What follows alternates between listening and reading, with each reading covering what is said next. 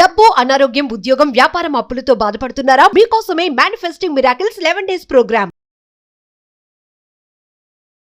నమస్కారం రచిత గారు. నమస్తే సిరి. ఈ మధ్యకాలంలో మనం చూసుకున్నట్లయితే చాలా రిలేషన్షిప్స్ ఎంత తొందరగా పెళ్లి చేసుకుంటున్నారో అంత తొందరగా విడిపోయిన వాళ్ళని మనం చూసాం. అలా కాకుండా ఒక జర్నీ స్టార్ట్ చేశాము అంటే కొన్ని డిస్టర్బెన్సెస్ కామన్. అది వర్క్ వల్ల అయి ఉండొచ్చు, లేదంటే ఫ్యామిలీ రెస్పాన్సిబిలిటీ వల్ల కావచ్చు. కొన్ని ఇష్యూస్ అయితే రావడం జరుగుతుంది.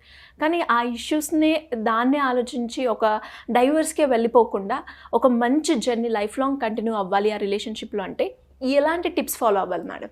యాజ్ అ లైఫ్ కోచ్గా మీరేం చెప్తారు మేడం? బేసికల్గా నిజంగానే ఇప్పుడు ప్రపంచంలో అత్యంత అంటే ఇంకొక బేబీని కానీ అంటే నెక్స్ట్ జనరేషన్స్కి ఏదైతే కమ్యూనిటీని గ్రోత్ అవుతూ బిల్ట్ అవుతూ ఒక మంచిగా అలా ఉద్దేశంతో ఒకరికొకరు తోడు నీడ కావాలి అనే ఉద్దేశంతో మనిషి అన్న తర్వాత ఫీలింగ్స్ ఎమోషన్స్ ఉంటాయి. అవి షేర్ చేసుకోవడానికి ఒక అద్భుతమైన ఒక పార్ట్నర్ దొరకడం అనేది చాలా అదృష్టం.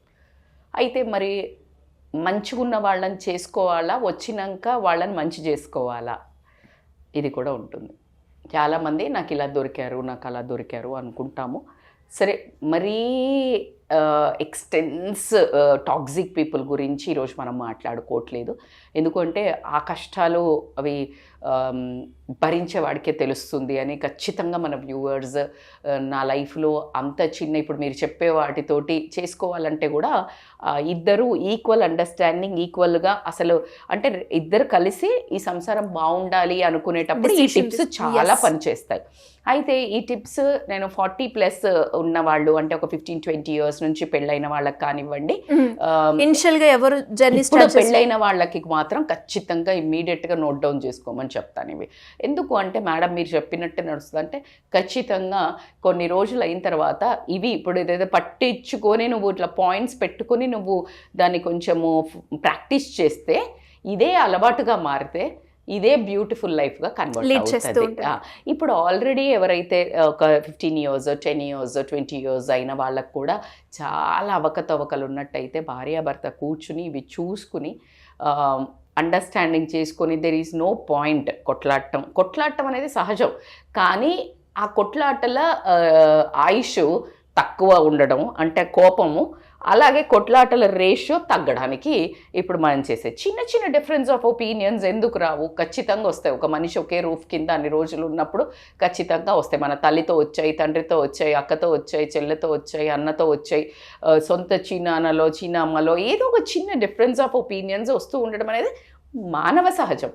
అయితే ఈ దాంట్లో ఉన్న బ్యూటీ ఏంటి అని అంటే, ఒక మనిషిని నమ్మి ఒక మనిషి అంత దూరం నుండి వచ్చడం, ఈ భార్యది బాధ్యత మొత్తం తీసుకొని భర్త భుజాన్ని వేసుకొని ఒక పిల్లల్ని కానీ ఆ ఒక సంసారం అనే నావని నడిపించడానికి ఇద్దరు రెండు ఇలా ఉంటుంది కదా, అలా ఇద్దరు వేస్తే అది బ్యూటిఫుల్గా సముద్రం అయితే ఉంటుంది బాస్, సముద్రం ఉండదు. అందుకే నేను బోట్ తీసుకున్నా కార్ కంటే కూడా. ఎందుకు అంటే సముద్రం అయితే సంసారం ఒక చదరంగం అన్నట్టు మాట్లాడుతుంటే సంసారం ఒక సాగరం అని బోల్డ్ అన్నీ ఉన్నాయి. ఎందుకంటే ఎప్పుడు మునుగుతుందో తెలీదు అని.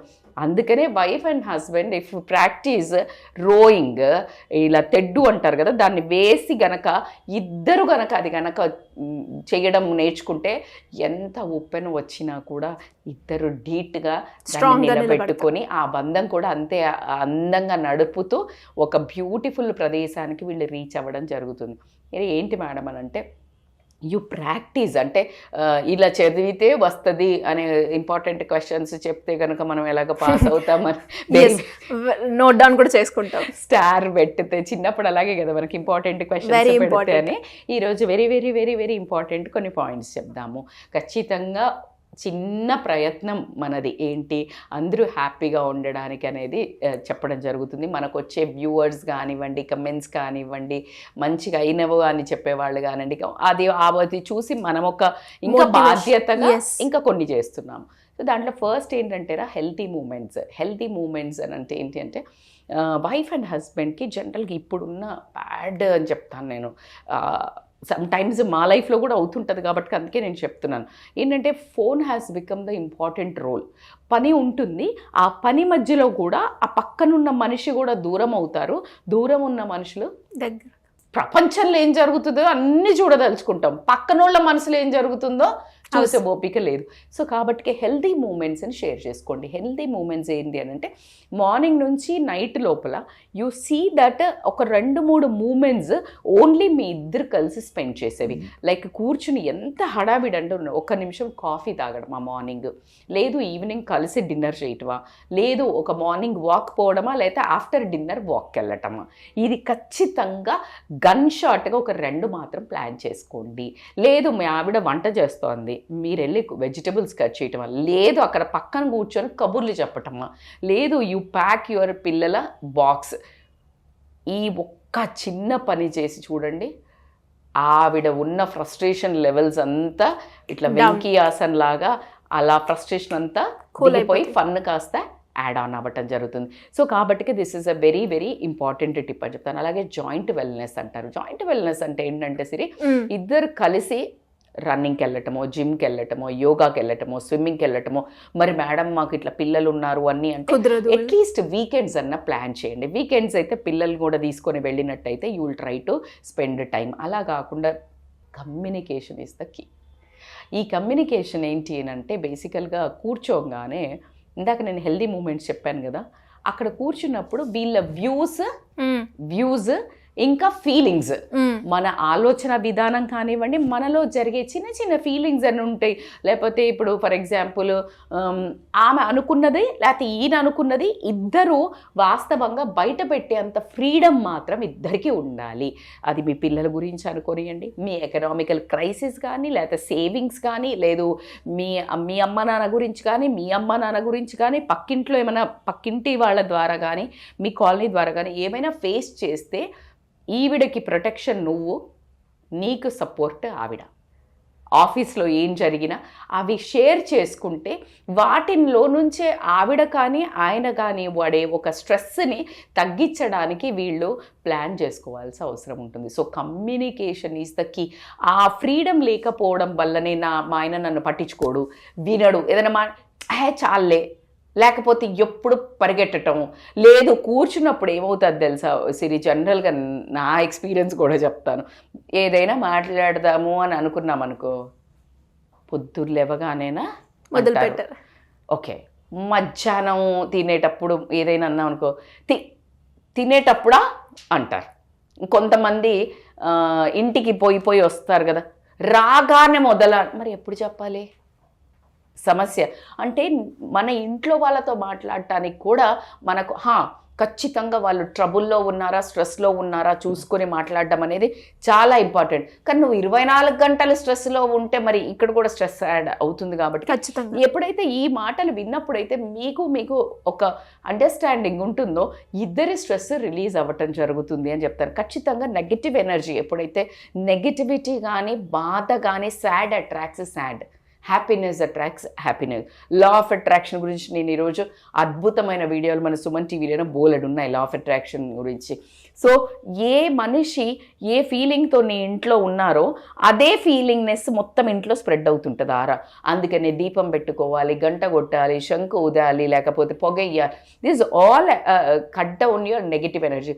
కానీ నిన్ను రోజు నీతో పాటు ఫిజికల్గా ఉండి, అలాగే నీకు వంట చేసి పెట్టి నీ అన్ని పనులు చేసే వాళ్ళల్లోనే నెగిటివిటీ, బాధ, కష్టం ఉందనుకో, నీకు ఎట్లా మంచి జరుగుతుంది? అర్థమవుతుందా? ఇప్పుడు ఆయన కూడా అంత బాధపడి అన్నీ వచ్చి ఇంటికి వచ్చేసి స్ట్రెస్లో ఉన్నాడు, నువ్వు అర్థం చేసుకోవట్లేదు, నువ్వు అరుస్తున్నావు.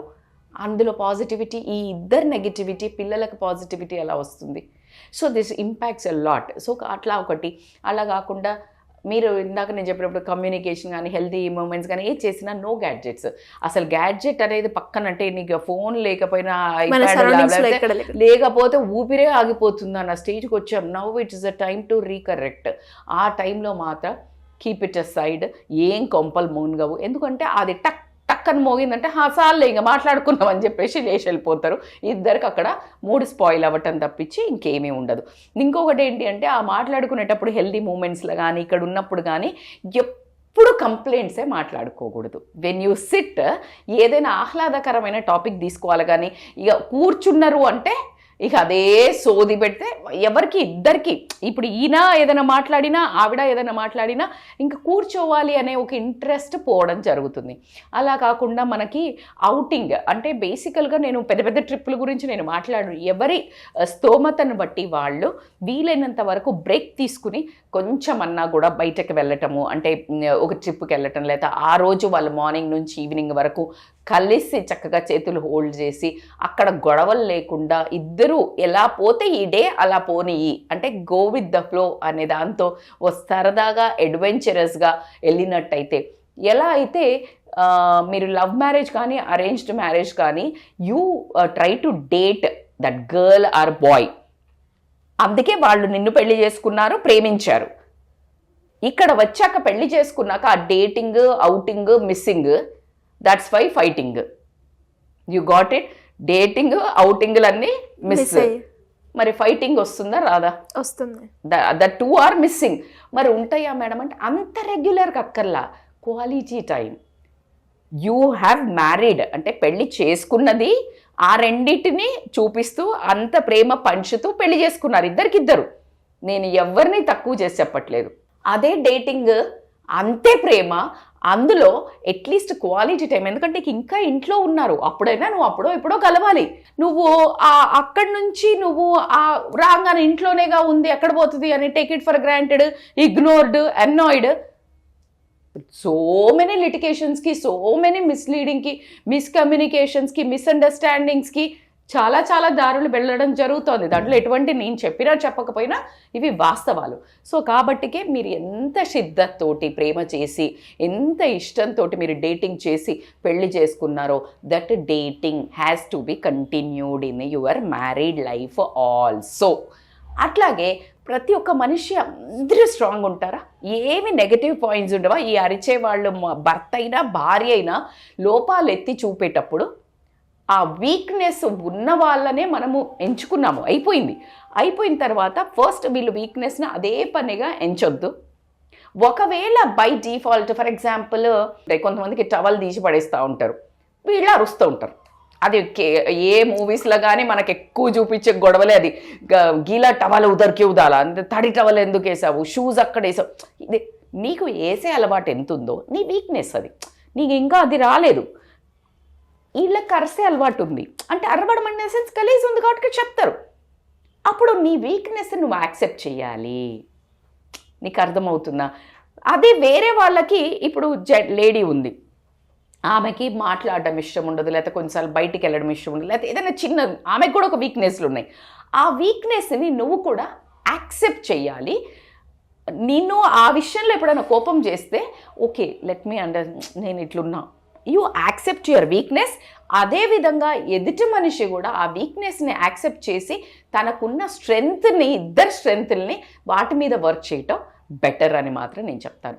అట్లా కాకుండా కోపం వచ్చినప్పుడు సిరి ఈ విషయంలో బేసికల్గా అప్పుడు జరిగిన ఫైటింగ్ కంటే ఆ జరుగుతున్నప్పుడు మాట్లాడే నోటి దూలతోటి పిచ్చిగా మాట్లాడతారు. ఎందుకంటే ఆ టైంలో నిన్ను కంట్రోల్ చేయాలన్న ఉద్దేశంతో బ్యాడ్ వర్డ్స్, విపరీతమైన నోరు, అంటే లైక్ వాళ్ళ తల్లిదండ్రులు తిట్టడం, వీళ్ళ తల్లిదండ్రులైతే క్యారెక్టర్ అసాసినేషన్ చేయటం, ఏమున్నా లేకపోని వాళ్ళకి ఏదైతే ఒక వాళ్ళ సెన్సిటివిటీని దెబ్బతీస్తుందో దాని మీద జస్ట్ ఫర్ అహం, ఎవరైనా కానివ్వండి, అమ్మాయి అయినా కానివ్వండి, అబ్బాయి అయినా, భార్య అయినా, భర్త అయినా, ఆ అహం మీద కొట్టడానికి ఆ టైంలో మాట్లాడే మాట అది ఎప్పటికీ ఉండిపోతుంది. సో కొంచెం కోపం తగ్గించుకోండి. మీ కోపం ఏదైతే ఉంటుందో బయట చూపించండి. మన వాళ్ళు చాలామంది మాట్లాడేది ఏంటంటే ఇంట్లో వాళ్ళ మీద కాకపోతే ఎవరి మీద అరుస్తారు ఉంటారు. దానంత ఫూలిషే లేదు. నిన్ను జీవితాంతం కనిపెట్టుకుండేది భర్త, అలాగే నీకు జీవితాంతం ఉడిగం చేసి చాకిరి చేసి నీకు వండి పెట్టేది భార్య. ఈ ఇద్దరి మీద నువ్వు చవకబారుగా ఎక్కడో జరిగిన అన్ని కోపాలు తీసుకొచ్చి నువ్వు ఇక్కడ డంప్ చేస్తే నీ జీవితం ఏమవుతుందో అస్తవ్యస్తంగా తయారవుతుంది. Like if I tell the example as a again healthy life style కోచ్గా, నువ్వు ఉన్న రోడ్డు మీద ఉన్నంత జంక్ తీసుకొని నువ్వు బాడీలో వేస్తే ఏమవుతుంది? అన్హెల్దీ అవుతావా లేదా? ఎస్. అట్లాగే నీకు బయట జరిగిన కచరా అంతా తీసుకొచ్చి నువ్వు నీ భార్య మీదనో భర్త మీదనో నువ్వు వాగితే ఆ చుట్టుపక్కన ఉన్నాయి, ఈ చుట్టుపక్కన ఉన్నాయి, లేకపోతే ఆఫీస్లో ఉన్నాయి, లేకపోతే నీ కోలీగ్ తిట్టినాయి, లేకపోతే నీకు ఇంకేమైనా ఎఫైర్ అవన్నీ తీసుకొచ్చి నీ భార్య మీద భర్త మీద వేస్తే అది బాగుంటుందా? అదే ఎట్లయితే అన్హెల్దీగా నీ బాడీ తయారవుతుందో అన్హెల్దీ అట్మాస్ఫియర్ లైఫ్ తయారవడం. ఇది ఎంత ఇంపార్టెంట్ పాయింట్, ఇప్పుడు నేను చెప్పబోయేది కూడా చాలా important. You have to forget past. చాలాసార్లు గొడవలు అవుతాయి. గొడవలు అయినప్పుడు కొంచెం నేను ఇందాక అందుకే కోపం తగ్గించుకోమని చెప్పాను. నోటి దుల్లతోటి మనం కాస్త ఒక లిమిట్ దాటి వర్డ్స్ యూజ్ చేయటం జరుగుతుంది.